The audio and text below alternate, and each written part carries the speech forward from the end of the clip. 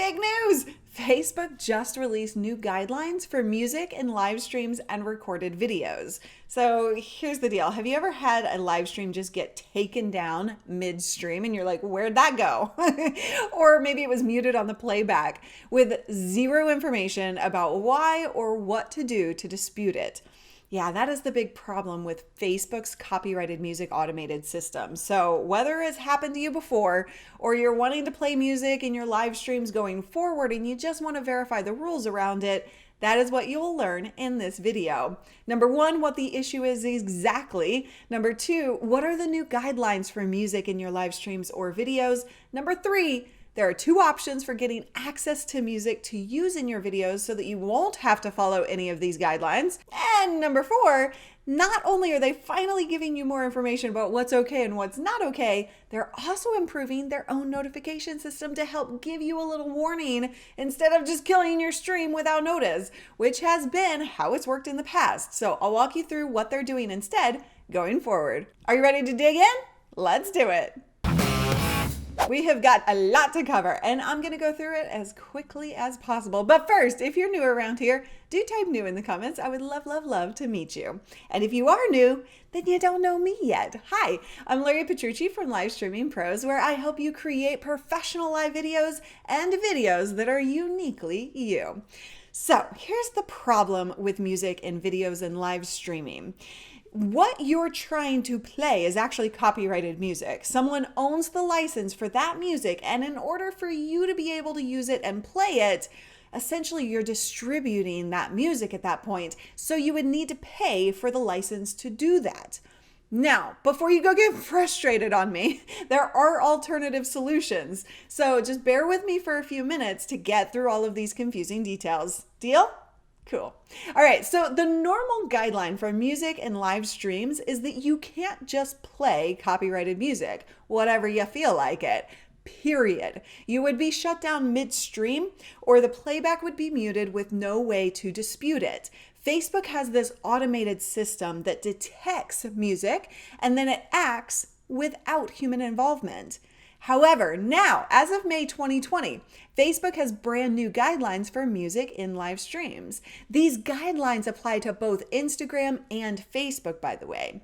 And on Facebook, just to avoid you being confused, it applies to all Facebook profiles, pages, groups. All of them are in the same boat. There are no differences when it comes to this. They are now not putting any limits of your use of copyrighted music in stories specifically on Facebook or Instagram, or when streaming or recording traditional music performances. Say you're streaming a live band performance or a live artist performance of any kind, meaning you can stream live performances and you can play any music you want inside of stories. You know what? I'm kind of surprised that their license can allow the use in stories, because even though they disappear in 24 hours, they can be kept for a lifetime with the highlights feature. But there you go. That's what they did. And that's what you can do. Generally speaking, if you do use copyrighted music, then don't let that be the primary purpose of your live stream or video. There should always be something else going on visually. Also, Facebook says you're better off using short clips of music because the more songs that are full-length tracks, the more likely it is to get caught by the automated filters, and that makes perfect sense.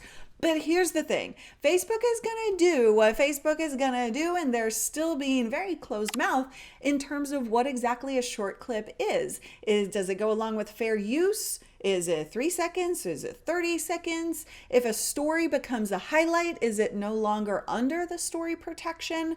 While I appreciate them wanting to make these adjustments, and I do love the notifications updates they're making, I'll tell you about that in a second. I just know from personal experience with thousands of questions from you that we have fielded around this topic, you're still going to have a frustrating experience. So unless you have a very specific reason to use copyrighted music, please just don't. Especially considering that we don't know how long these guidelines will last. Here are two alternatives to getting access to music that is not going to be caught by Facebook's automated filters, and you can just skip the line. Number one, Facebook has their sound collection, which are tracks that you can use without fear and for free. Now, I honestly don't love the song collection there. It just doesn't do it for me during my countdown jams. You know what I'm talking about. But that is why we always use music from Epidemic Sound. Their music is spot on. Our live audience shows up 10 minutes before we go live so that they can enjoy the music and, hey, maybe get a little workout in themselves before I kick off the show. Some of them do, I know. Or you can be lazy, whatever. But you can get a 30-day free trial to the same music provider that I use at livestreamingpros.com/music. The link is in the description. You can sign up for free. You can check it out. You can see what you think. And I would love to hear what you do think in the comments. Okay, so for the rest of the updates to the new guidelines for music and live streams, Facebook is adjusting their notifications for when they detect a copyright issue. So during your live stream, Facebook has always just taken down your stream right away, like while you're live, or they mute it on the playback. And they give you zero notice and zero way to distribute the issue, as I've mentioned before in this video. Now, going forward though, they will alert you in advance when they detect an issue. You'll see a notice that gives you a chance to fix it before getting taken down. Unfortunately, they have given us no explanation of how long they give you to fix it, so you better act fast. I don't expect it at all to be a long time, maybe a minute at most. I don't know. But if you experience this notice and have some additional info on how long it actually is or how it works, definitely let us know in the comments. Facebook is also saying that they'll give you clearer information about what you can do if your video is taken down or muted.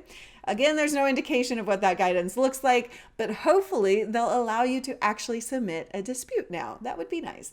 Look, I know that there's a lot to take in here. If you're a DJ, you're in the fitness industry, a church, you're an IRL streamer, you catch live performances, by the way, while you're IRLing, you can check the description for videos I've done about various industries, by the way, but I know it can be all confusing and overwhelming. So if you want to dig into some more information around copyrighted music in your live streams, be sure to watch this video. And if you have any thoughts at all on all of this, join us on our live streams every weekday at 10 a.m. Pacific. I'll see you there.